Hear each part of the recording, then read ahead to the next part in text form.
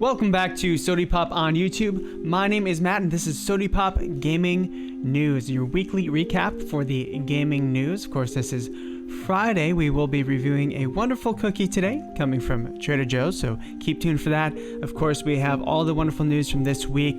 We have Paper Mario, what is Nintendo doing instead of E3, and a big detailed dive into Ghost of Tsushima at the end, so make sure to stay tuned. We have lots of amazing stuff coming right up. All right, let's discuss. So to start with, we have Paper Mario was announced again. This is the Mario series typical RPG. This is said to be going back to Paper Mario the Thousand Year Door, which was on the GameCube. That's probably the most beloved of the Paper Mario games. It looks absolutely amazing. So you can see Princess Peach here has been turned into origami. This is called Paper Mario, the Origami King. It looks phenomenal, super cute, really nice paper graft. And there's the Origami King. Looks very ham and fist as far as its style of humor. I think is going to be amazing. Now, I have seen a couple of comments on YouTube that people a little bit upset that this isn't looking as RPG as the Thousand Year Door was. I'm not sure. We've seen a little bit of gameplay. We'll actually might see a little bit of gameplay coming up here. You have different partners, a little bit of an open world there. Looks absolutely beautiful. That right there is a new mechanic with the hands. And then we will see a part of the battle system coming up here shortly, where the Mario is actually rotating the Shy Guys. Oh, right here. Attack power up. Part of the battle system looks really amazing. Looks like a semi-open world or an open world. So be excited for that. I know I am. Moving on, PlayStation went ahead and rebranded its studios in launch for the PlayStation 5. It looks like they are actually shaping up to try and almost give a Nintendo quality of seal to their PlayStation branded games to say, hey, Concrete Genie is part of this quality that you can expect, along with, you know, Drake's Fortune and Uncharted Drake's Fortune and Horizon Zero Dawn. So there's a lot going on there, a lot of really cool things with that particular thing. And of course, they did show the PlayStation Studios logo. Probably doesn't really make a difference to the end user, more of an internal branding thing. The Summer of Love here, Summer Game Fest, has been continuing. Now, the latest reveal was Ghost of Tsushima. We'll talk about that. That was revealed yesterday in the afternoon. This, of course, is the Unreal Engine 5 here running on the PlayStation 5. Looks fantastic. Gave us a nice glimpse as to what we'll be seeing, hopefully, with these new systems. Now, the Unreal Engine Epic founder did say highly compliment the PlayStation 5's SSD, and I think, as we've been seeing, that's the big improvement we'll be seeing to next generation, is that developers can depend on the Xbox Series X and PlayStation and many PCs to have this M.2 super fast SSD. Now, a lot of PCs, yeah, you have an SSD, but those are usually a SATA SSD. I know myself as a SATA SSD, which is not nearly as quick as an M.2 drive that's connected directly to the motherboard through usually a PCI or PCIe port. So it's going to be cool to see what developers do with this, getting rid of load times and possibly much bigger, more seamless open worlds. Also this week, Tony Hawk 1 and 2 was announced in an amazing trailer. This actually started Summer Game Fest. It looks phenomenal to me. Now, the big takeaway here is these games have been remade and packaged many times. But what Vicarious Visions did, that remade the Crash series, is they went back to the original code base for handling. So it will feel like the original games, but they introduced moves and like the revert from Tony Hawk 3 and 4. So when you go back, it doesn't feel stifled. All the innovation is packed into these first games, and they've brought back most of the soundtrack from what I've seen. Really looks like to be jam-packed and absolutely gorgeous, as you see from this here. All right, moving on to yet another story to recap. Assassin's Creed Valhalla, well, they did announce that it will at least target a 30 FPS 4K on the Xbox Series X. Many people are disappointed by that. It will be seen. I'm sure they are just lowballing as far as the estimates on the actual specs there. But again, we will see. Start off to our new news for today with some amazing stuff, some good news. US video game sales have record quarter as consumers stay at home. This is coming from TechCrunch. Now, I did say this before, there is a possibility that these new generation games could actually have phenomenal sales, both the PlayStation 5 and Series X. People are staying at home, and this is what they're spending their money on. Now, it depends how expensive these two systems are, and of course, the hype cycle around it. I think it can build a lot of hype because people are paying attention to news more than ever, and they're actually getting these little tidbits about these new systems. So we will see. I think there's a big possibility for PlayStation 5 and the Series X to be very big as far as sales-wise. Moving on, Nioh 2 is getting free DLC in a photo mode, new missions, and then there's supposed to be some big downloadable content coming. This is from the PlayStation blog. Go ahead and check out the details. If you are enjoying Nioh 2, congratulations, you're getting some amazing stuff coming right up. Nintendo is releasing some new SNES and NES classics. These in particular are Super NES. Let's go ahead and check them out. So we have Operation Logic Bomb, Panel de Pon, which Panel de Pon is what we're searching right here right now, Wild Guns and Rygar. Both Wild Guns and Rygar are actually great games. So this is Panel de Pon, as you can see, which is more of a classic kind of like Tetris style battle game. And then we have Wild Guns, which was actually remade somewhat recently. This is one of my favorite arcade games.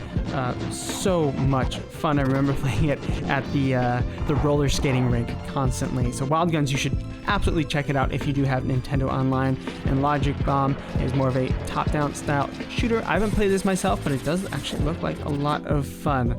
And then we have Rygar, which is an NES classic. You should definitely check out Rygar. All right. Moving on from there, we want to make sure that the sound doesn't play there while we're on other stuff.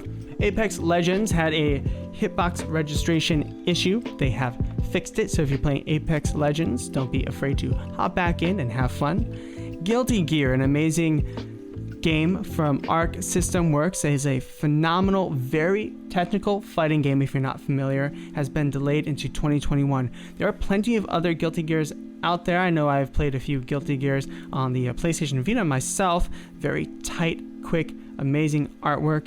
So it's unfortunate if you are a fan. Hopefully we will see more soon, but again, we will be waiting at least a year for that. Ubisoft has not unveiled everything, which is crazy. I know they've been really focusing on Assassin's Creed Valhalla. You remember Watch Dogs Legions, which looks all right. Watch Dogs Legions, to me, looks like they're spreading themselves a little bit too thin. You can play as everyone and be everyone. We will see Rainbow Six Quarantine. Gods and Monsters, which I'm super excited to hear more about, but they said they have another title in the works. So I'm hopeful Ubisoft has some amazing games in their stable. Gods and Monsters seems to be their more monster corralling game, more of an open world. Looks really, really good. If you haven't seen it, go ahead and check out screenshots for it. I am very excited. I think that's my number one game from them that I'm excited about, other than Assassin's Creed Valhalla. Also coming in from Resetera, I wanted to point out the hardest generation to choose. So this was a thread on Resetera, and it points out, is this PS5 versus Series X, is this the most difficult generation to lose or to choose which one you're going to get? Because last generation, if you remember, the Xbox had a big falling out with fans. They really messed up their message. PS3 to Xbox 360. PS3 had a major falling out as well. They priced it way too high at $600 back then, and really had no empathy for the end user. We're like, well, just afford it. It's not a big deal. Stop crying. And that's not how you want to talk to your customers. this generation, well, they're both actually having no big missteps. Series X came out with a bang and then has kind of quieted down to a whimper with their last showing. PS5 has finally revealed some things in the Ghost of Tsushima, which is PS4, but again, that is in the PlayStation ecosystem. And then, of course, they have that Unreal 5 engine running. So there's no major negative to either. Now, with this thread, it actually points out, most people are saying here, and this could be, again, more of a PlayStation fanboy website of the people responding, but everyone is saying, hey, if you have a PC, the Series X games are going to be on PC. Why would you ever go with anything else? So I'm going to get a PS5 for the exclusives, and we're going to save PC. And that's pretty much, as you go throughout the comments here, that's pretty much what people are saying. I'm curious, like, what are you going to do in the comments? For me, it does depend on the exclusives. It depends on the price as well. If they're both coming out at around $500 to $600, you know, they're both pretty close to each other. If one's coming at $450, one's coming at $600, that's a big price gap.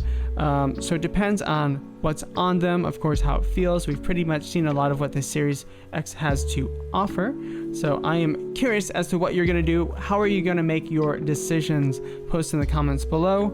Ghost of Tsushima looks phenomenal. So this is the major news that was released yesterday.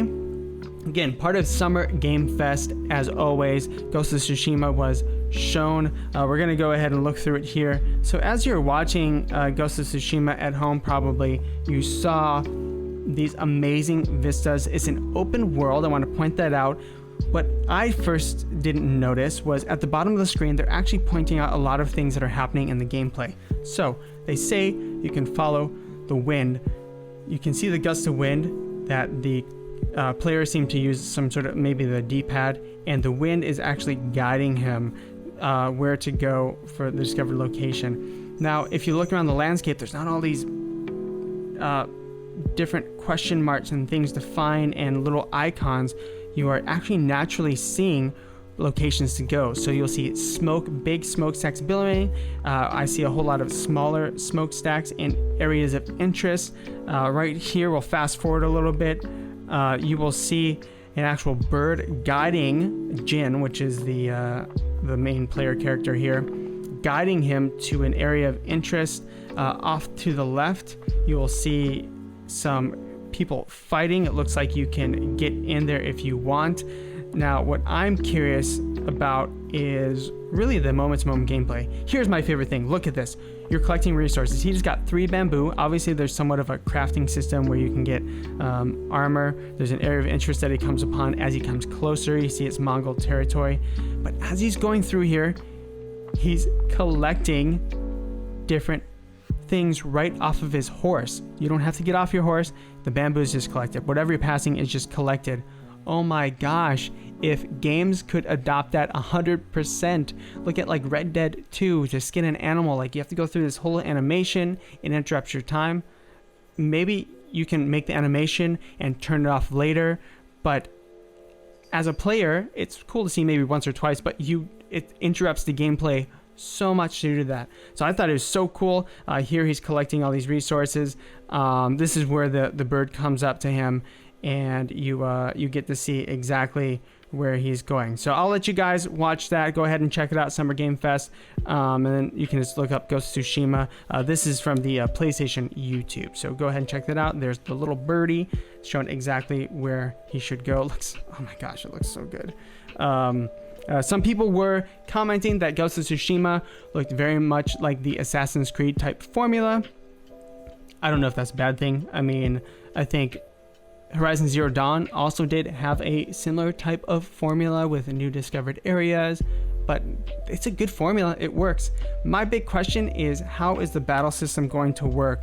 So if you've noticed towards the end here, he is slicing and dicing fools, and he's running around. I'm curious as to actually how the button prompts are going to work. Is he just going to, are you just going to one-hit kill people with the square button, or do you have to parry? Is it going to be a little more skilled? I was hoping for something like Bushido Blade, to where you had to be skilled. It was one hit, and if you got hit, that would be like detrimental to you. You might have to run away and recover. I don't know, that sounds so cool. Our last story of the day, Jeff Grubb at VentureBeat. So he has announced Nintendo, hey, no real E3 Direct from Nintendo, but they will be consistently announcing games, and more games. I am excited to see what happens here. Just like out of the blue, they dropped the Paper Mario, which is one of their bigger announcements that they've dropped in a while. They're just going to keep on dropping trailers. So it'll be interesting to see what happens with that. All right, guys. Well, thank you so much. Again, my name is Matt. We are going to go right into our cookie review because it's Friday and you should eat a cookie. So we have a wonderful cookie. Well, I don't know if it's wonderful. I've actually never had it before. Cookie coming from Trader Joe's cookie sandwich. This is the sprinkles walk into a sandwich cookie. So it's 2 shortbreads with a little bit of a frosting in the middle. Let me go ahead and check that out. Got a smell. Nice shortbread, kind of a vanilla type of flavor. Can you hear that? Smells very good. Now, I immediately noticed you have a little bit of the frosting sticking out. I haven't had these have been open for just now. The frosting is a bit hard. I will say that. That could count against it, but we'll see. First bite.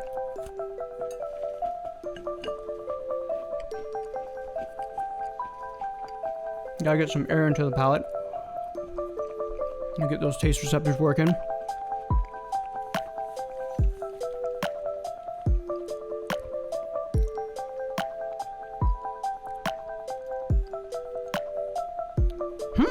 Yeah. So you definitely taste the butter shortbread cookie. A little bit of vanilla flavors. That frosting in the middle, it's not soft, but it provides a level of sweetness that isn't in the cookies themselves. So you don't get that Oreo kind of soft in the middle, which I was hoping for, but I don't think it takes away from it. Because honestly, this cookie is good alone, but it's really meant to be drank with milk. I have a little bit of coffee here. Probably enjoying later with it as coffee, but yeah, I would get these again. The one thing I will say that's a negative, these cookies are great. These cookies are great out of amazing. Fantastic. So these cookies, almost what you see is what you get. There are a total of,